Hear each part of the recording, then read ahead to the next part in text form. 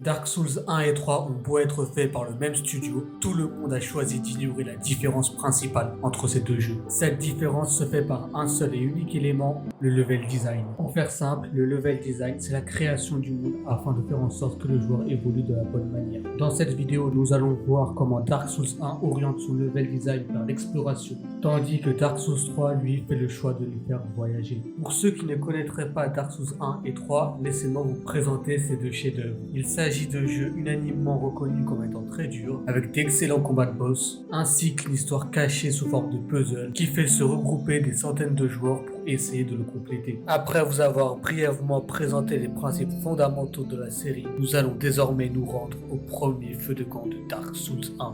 Et c'est à partir de ce lieu que l'on découvrira la principale différence entre ces deux opus. Là où dans Dark Souls 3 nous avons affaire à un hub séparé du reste du jeu, Dark Souls 1 est lui le centre de son monde. On voit ce changement surtout grâce aux cartes simplifiées du jeu, car là où Dark Souls 1 nous donne accès directement et sans téléportation à 6 zones du jeu, dont la majorité ne sont absolument pas adaptées au début de partie, le but ici est que l'on explore afin de trouver le bon chemin qui nous amènera au premier boss. Cependant, Dark Souls 3 ne nous laisse qu'un seul et unique chemin que les développeurs ont soigneusement préparé. Mais revenons brièvement à Dark Souls. Le jeu nous donne comme premier objectif de faire sonner deux cloches. L'une d'entre elles est dans le sol du royaume, tandis que l'autre se trouve au sommet de celui-ci. Peu importe où va le joueur, il trouvera toujours au moins un moyen d'accéder à l'une des deux cloches, puis à la seconde. Cette logique de laisser le joueur choisir où il va aller est toujours présente dans la deuxième partie du jeu, où malgré le fait qu'il y ait 4 boss à affronter, ils peuvent être faits dans n'importe quel ordre. Tout dépendra du joueur et où il décide d'aller et quelle zone il a envie d'explorer. Pour conclure cette première partie sur Dark Souls 1,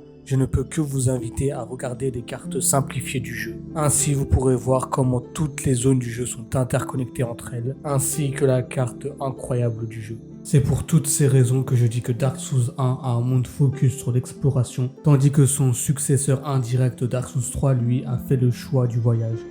Si je vous demande la principale différence entre Dark Souls 1 et Dark Souls 3, quelle sera votre réponse? Les premières choses qui viennent à l'esprit seraient les boss, les graphismes, l'histoire, etc. Pour moi, la principale différence est beaucoup plus subtile et concerne comment l'aventure a été prévue par les développeurs. Dans Dark Souls 1, les développeurs ont choisi de créer un monde où c'est au joueur de découvrir par son exploration quel chemin il doit prendre. Mais dans le troisième opus, ils ont décidé de partir sur un monde beaucoup plus linéaire. Après avoir passé le boss du tuto, ce qui permet aux développeurs de From Software de vérifier que l'on a bien acquis les bases, le joueur découvre que le système de téléportation débloqué au milieu de Dark Souls 1 est là bien présent dès le début. Le fait de débloquer la téléportation dès le début change beaucoup de choses sur comment est-ce qu'on va créer la map.